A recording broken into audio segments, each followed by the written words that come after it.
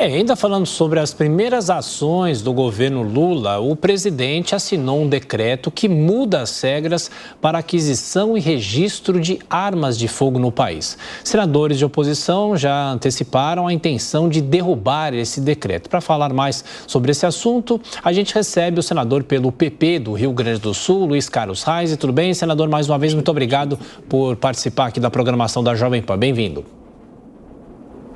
Bom dia, Thiago. Bom dia, Adriana. Prazer falar com vocês novamente nesse início de ano. Muito obrigado.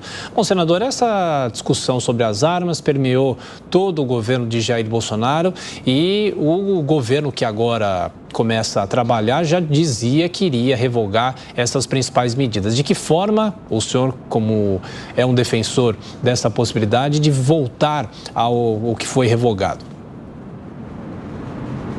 Tiago, já em 2005, o então presidente Lula fez um plebiscito e a população brasileira, por ampla maioria, foi contrária ao plebiscito. Eles implementaram já naquela ocasião várias medidas contrárias ao que o próprio povo, 65%, disse que queria ter o direito de possuir uma arma de fogo. Então, já em 2005 foi feito isso aí. E agora eles assumiram o governo, tomaram essa providência. Então nós estamos contrários a isso, solidários com a maioria do povo brasileiro e gaúcho. No Rio Grande do Sul, 80% da população dizia-se favorável ao uso de arma de fogo, né? Então, nesse sentido é que nós apresentamos esse projeto e já estamos discutindo para que, quando retornarmos agora às sessões do Senado, nós possamos, então, votar essa matéria e derrubar esse decreto do presidente Lula e do ministro Flávio Dino. Na sequência, as perguntas dos comentaristas. Amanda Klein. Senador, bom dia, feliz ano novo. Os decretos do presidente Bolsonaro, uma série de decretos flexibilizando o uso das armas de fogo, contrariam o espírito de uma lei, que é o Estatuto do Desarmamento de 2003.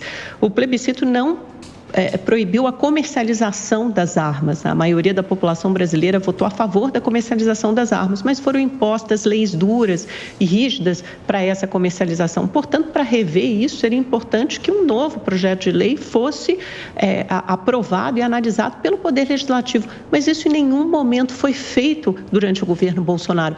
Por quê? Não seria a maneira mais fácil de dirimir de uma vez por todas essas dúvidas, fazer isso por meio do Legislativo?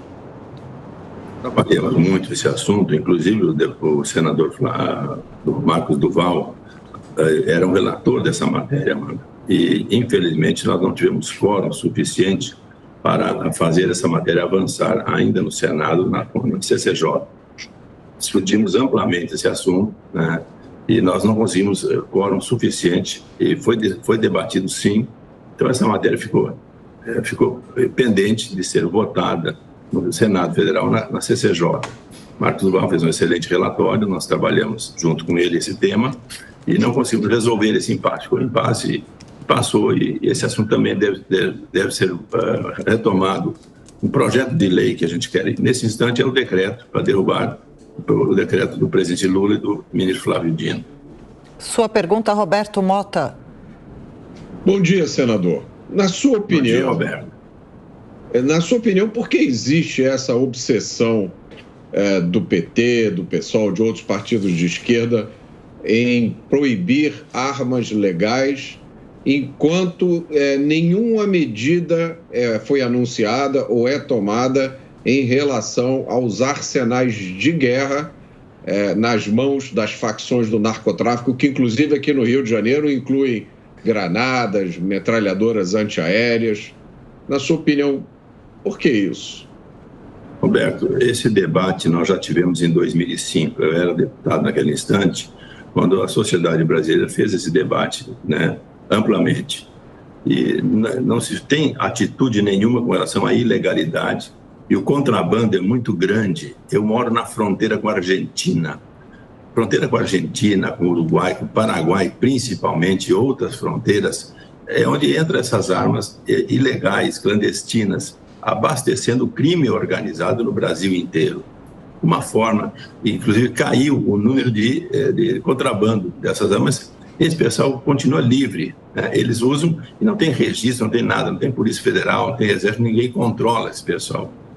Então, nesse sentido, é importante, a gente quer disciplinar esse assunto também, né? Por isso que as pessoas de bem podem ter o direito, os CACs, essa modalidade dos atiradores esportivos, cresceu amplamente, são clubes que se montaram no país, as próprias Olimpíadas, hoje tem quase 1.000 atletas treinando para as próximas Olimpíadas, então cresceu uma nova modalidade.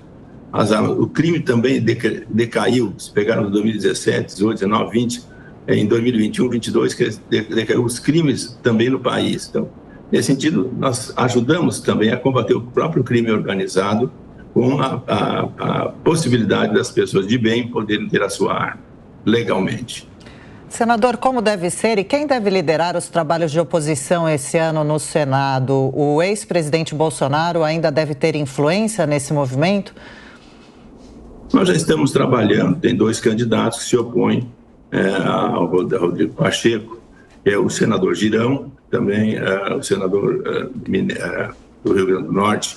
Estamos hoje trabalhando nesse sentido de buscarmos eu faço parte desse grupo que faz oposição, então nós queremos sim que tenhamos um candidato, já estamos trabalhando o nome que está sendo disputado nesse instante para combater o Rodrigo Pacheco.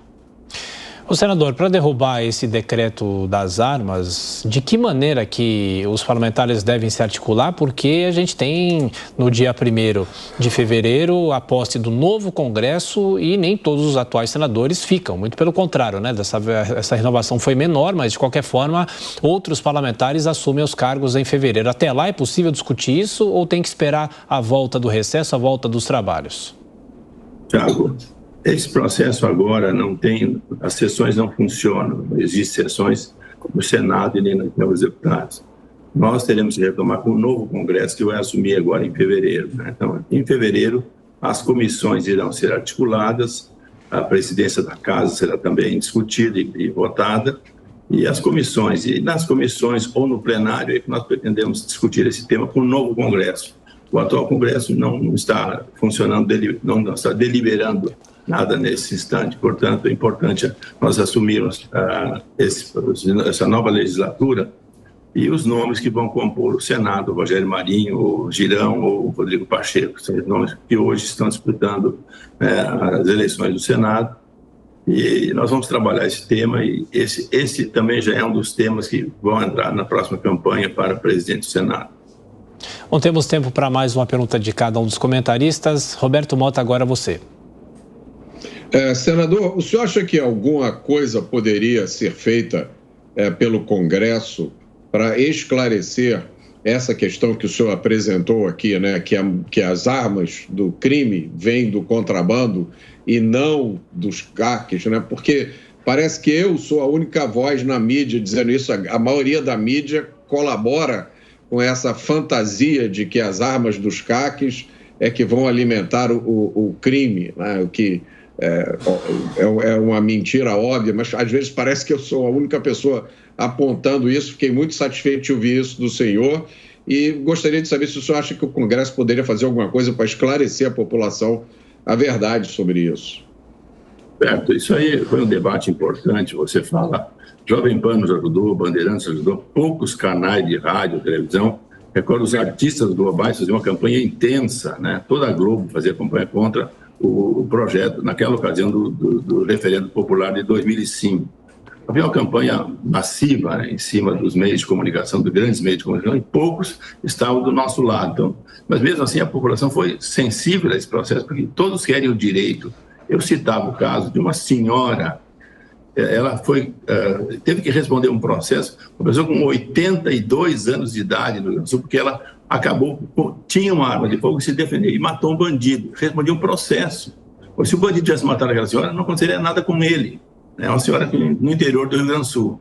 Então, porque tinha uma arma de fogo, conseguiu se defender, matou um bandido e respondia um processo por ter matado um bandido, por ter uma arma de fogo sem registro naquele instante. O problema era o registro. A vida dela não interessava para as pessoas que usavam contra ela o processo. Então, Nós fizemos aquele debate em 2005 e agora volta de novo esse debate na mesma forma, né?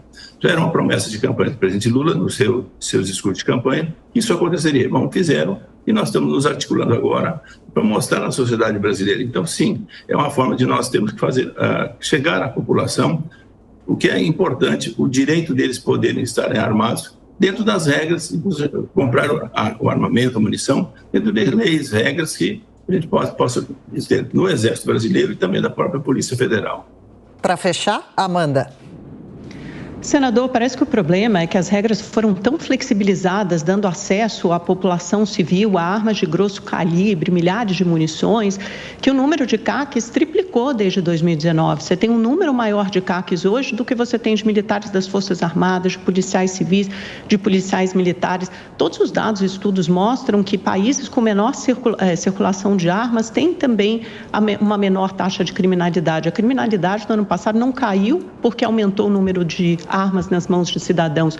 Caiu, segundo especialistas em segurança, porque houve um certo apaciguamento de conflitos entre facções, porque houve investimento em segurança pública por parte dos estados, que são os responsáveis pela segurança pública, porque mudou a dinâmica política no mercado de drogas. Então, por uma série de outros motivos que não tem nada a ver com o maior número de circulação de armas nas mãos de cidadãos. Pelo contrário, a polícia fez diversas apreensões de armas compradas legalmente por meio do registro de CACs nas mãos de traficantes que se registravam como CACs ou usavam CACs como laranjas para comprar armas com nota fiscal e por um preço menor, fuzis comprados legalmente e usados pela criminalidade. Quer dizer, parece inconcebível que se num governo que era a favor das armas, como o governo Bolsonaro não conseguiu aprovar uma legislação para flexibilizar as armas, que num governo que se opõe às armas, algo parecido seja aprovado. Eu trabalho para isso. Eu moro no interior, Amanda. As pessoas do interior não têm acesso à segurança pública, né? No interior de São Borja, em qualquer município do Brasil. Imagina nesse norte do país, as pessoas de bem não terem o direito de poder ter uma arma, o controle que possam ter. Então, nós temos que ter um controle maior em cima dos CACs, em cima da própria segurança das pessoas de bem, né, porque é insignificante o número hoje de policiais civis ou militares que fazem a defesa da população. É um controle que tem que ser feito pelo próprio governo, os governos estaduais, o próprio governo federal em cima do processo. E, claro, que facilitou também para os bandidos comprarem, né? Mas a realidade é que o número de mortes violentas caiu bastante nesses últimos anos e a gente acredita também esse processo às pessoas que puderam se defender usando legalmente uma arma de fogo, dentro das regras que são estabelecidas. E vamos trabalhar para que isso possa ser. Afinal, eu sou cobrado pelo quem me elege, né, de ter esse direito da população ter a sua arma de fogo. Senador Luiz Carlos Reis, e mais uma vez, muito obrigado pela entrevista à Jovem Pan. Bom fim de semana, até a próxima, bom ano. Igualmente a vocês, um abraço.